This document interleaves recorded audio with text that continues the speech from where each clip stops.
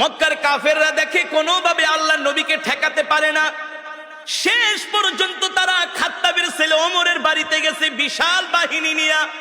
Abu Jahl, Abu Lahab, Utba, শাইবা, Walid ইবনে মুগীরারা খাত্তাবের ছেলে ওমরের বাড়িতে গেছে। যে বলে, ওমর শোনো শোনো, তুমি হলো আমাদের সবচেয়ে বড় নেতা, তুমি হলো শক্তিশালী সাহসী যুবক, আমরা তোমার কাছে একটা বিপদে পড়ে এসেছি। ওমর বলে, কি বিপদ বলো? বলে, এই মুহাম্মদ আমাদের বিরুদ্ধে অপপ্রচার করে। এই মুহাম্মদ বানায়া বানায়া কবিতা বলে সেটাকে কোরআন বলে চালায় দেয়। ওমর বলো, আমরা তো মুহাম্মাদের এই কর্মকাণ্ড মেনে নিতে পারি না। বলেন নাউজুবিল্লাহ। ওমর ছিলেন বুদ্ধিমান, জ্ঞানী। ওমর ছিলেন, এ কারণে একটা প্রবাদ বাক্য আছে, মূর্খ বন্ধুর চেয়ে জ্ঞানী শিক্ষিত শত্রুও ভালো। আবু জেহেল আগে ছিল শিক্ষিত, এখন হয়ে গেছে মূর্খ। কারণ ছিলেন আবাল হেকাম, হেকমতের অধিকারী, জ্ঞানের বাবা, এখন হয়ে গেছেন মূর্খের বাবা আবু জেহেল। এই মূর্খ শয়তান আয়েশা বলে, ওমর শোনো, মোহাম্মদ খুব ডিস্টার্ব করতেছি, মোহাম্মদকে তোমাকে ছাড়া কেউ দমাতে পারবে না, তোমাকে ছাড়া কেউ দমাতে পারবে না। ওমর বলে, বলো কি করা যায়? বলে, মোহাম্মদকে সাইজ করো। নাউজুবিল্লাহ বলবেন না? আরে আল্লাহ নবীকে সাইজ করবে পৃথিবীতে এমন কারো ক্ষমতা আছে নাকি? শক্তি আছে নাকি? এই কোরআন তো কারো বানানো কোরআন না, এই কোরআন তো আল্লাহর জবানের কালাম।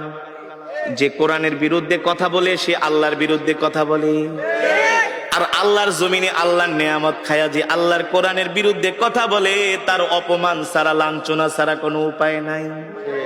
আছে? এবার ওমর বলে, বলো আমি কি করতে পারি? আবু জেহেল বলে, ডাইরেক্ট অ্যাকশন, মুহাম্মদ রে শেষ করে দাও। আরো জোরে বলেন নাউজুবিল্লাহ। মুহাম্মদ রে মক্কা থেকে বের করে দাও। ওমর বলে, ঠিক আছে, নেতার দায়িত্ব দিছেন, আমি চিন্তা ভাবনা করি কি করা যায়। হেদায়েতের মালিক কি? হেদায়েতের মালিক আল্লাহ, হেদায়েতের মালিক আল্লাহ। হযরত ওমর বলে, ঠিক আছে, আমি চিন্তা করে দেখি মুহাম্মদকে কি করা যায়। হযরত ওমরের মন খারাপ, চিন্তা করতেছে কি করা যায়। আবু জেহেলের কথা শুনবে, আবু জেহেলের কথা শুনে কি আল্লাহ নবীকে অপমান করবে না কি করবে? হযরত ওমর চিন্তায় পড়ে গেলেন। তিনি মনে মনে সিদ্ধান্ত নিলেন, মূর্খ আবু জেহেলের কথা শুনে আল্লাহ নবীর সাথে বেয়াদবি করা ঠিক হবে না। তিনি শিক্ষিত মানুষ, মনে মনে ভাবতেছে, একটা কাজ করি, আগে যাই আমি নিজের চোখে মোহাম্মদকে একটু অবজারভেশন করি, আমি নিজে যে একটু মোহাম্মদকে দেখি, গতিবিধি লক্ষ্য করি, তার সাথে কথা বলি। কারণ একটা মানুষকে শুধু শুধু না যাই না শুই না তার গায়ে হাত দেওয়া, তাকে অপমান করা, এটা মূর্খতা ছাড়া আর কিছুই না। ঠিক কিনা বলে? দেখবেন মূর্খ মানুষ যদি শোনে চিলে কান নিয়ে গেছে, কানের দিকে না তাকায় চিলের পিছনে দৌড়ায়। এমন কিছু স্বভাবের মানুষ সমাজে আছে কি আছে না? ঠিক মক্কার কিছু মূর্খ মানুষরা এই স্বভাবের ছিল। ওমর ছিলেন বুদ্ধিমান, বলে, না না না, আবু জেহেলের কথায় কান দেওয়া যাবে না। আগে আমি মোহাম্মদকে যে নিজের চোখে দেখি, তার সাথে কথা বলি, তারপরে দেখি কি করা যায়। আল্লাহ নবী বাইতুল্লাহ নামাজ পড়তেছেন। হযরত ওমর বিকাল বেলা ঘুটঘুটে অন্ধকার, মাগরিবের সময় না, ওমর মনে মনে চিন্তা করে, সূর্যের আলোতে গেলে আবার মানুষজন দেখবে, মানুষজন দেখা বলবে, ওমর তুমি কি যে মুহাম্মদের সাথে মিলে গেছো। এই কারণে ওমর বলে, আমি মাগরিবের সময় বের হলাম, ঘুটঘুটে অন্ধকার, ঘুটঘুটে অন্ধকার।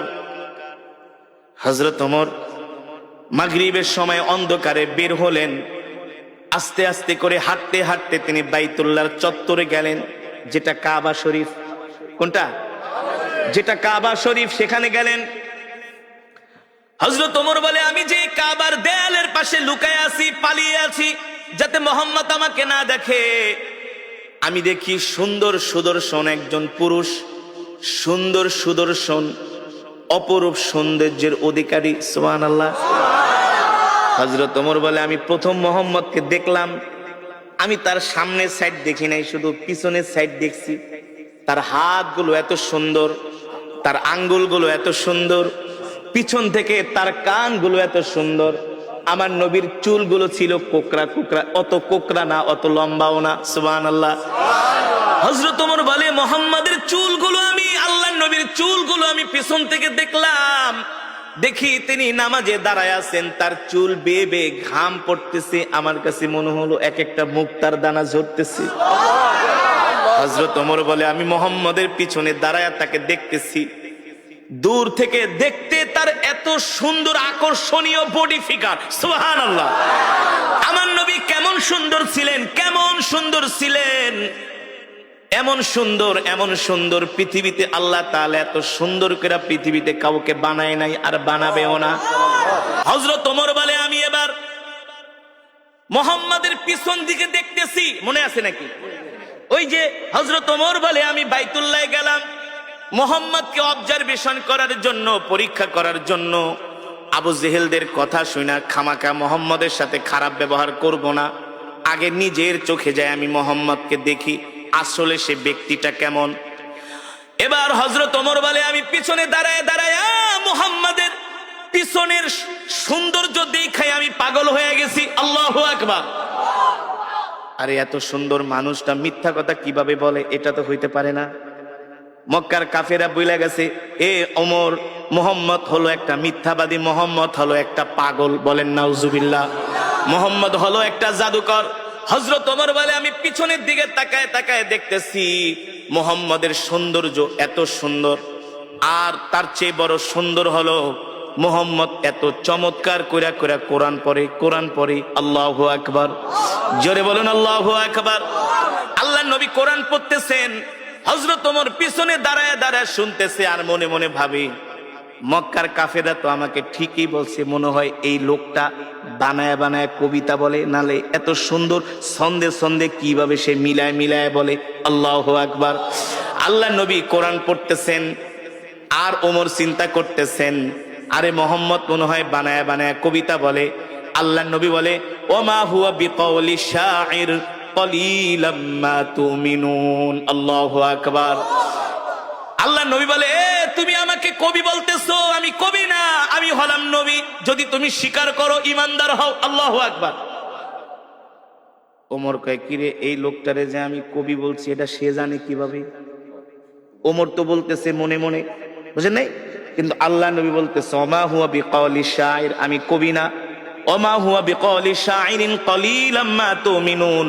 তোমরা অল্প মানুষই বোঝো যে আমি কবি না, আমি হলাম আল্লাহর নবী। যদি তোমাদের ইমান থাকে, আর তোমরা অল্প মানুষই ইমান গ্রহণ করবে। ঠিক কিনা বলেন?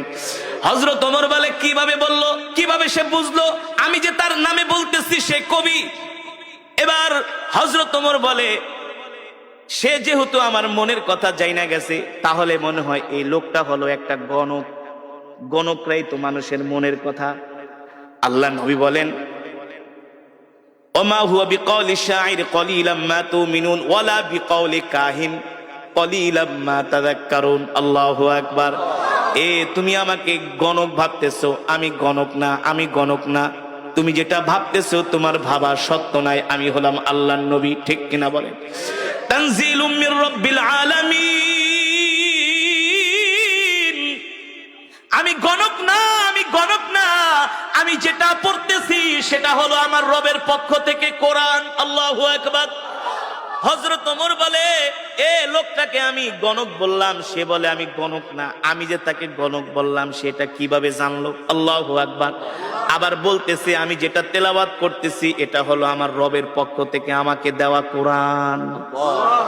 হযরত ওমর অবাক হয়ে গেল যে আমার মনের কথা এই লোক কিভাবে জানে।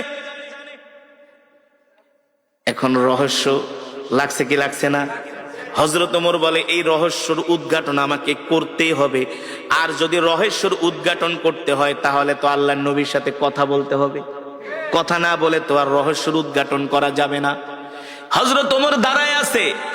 আল্লাহর নবী যখন নামাজ শেষ করলেন, আল্লাহর নবী তার হুজরার দিকে যাবেন। হযরত ওমর যায় তার পথ রোধ করলেন, বললেন, ইয়া মুহাম্মদ কিফ, ও মুহাম্মদ দাঁড়ান, আপনার সাথে আমার কিছু কথা আছে। আল্লাহর নবী বলে, ইমশি মাই, চলেন আমার সাথে, আমার বাড়িতে যেয়ে কথা বলবো। আল্লাহর নবী হযরত ওমরকে নিয়ে বাড়িতে চলে গেলেন। সুবহানাল্লাহ বলে। আল্লাহর নবী হযরত ওমরকে নিয়ে বাড়ি চলে গেলেন। আল্লাহ নবীর সাথে হযরত ওমর যখন বাড়িতে গেলেন, হযরত ওমর বারবার আল্লাহ নবীর চেহারার দিকে তাকায়, সুবহানাল্লাহ। আর সে নিজে নিজে মাপতেছি, ভাবতেছি, চিন্তা করতেছি, আল্লাহ নবীকে বোঝার চেষ্টা করতেছে।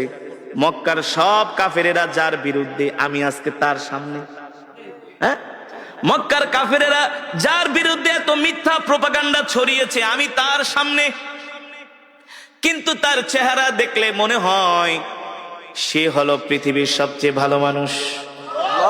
তার সাথে কথা বললে মনে হয় তার মতো এত সুন্দর আখলাকওয়ালা, ব্যবহারওয়ালা মানুষ মক্কার জমিনে একজনও নাই। জোরে বলেন আল্লাহু আকবার। আরে জোরে বলুন আল্লাহু আকবার।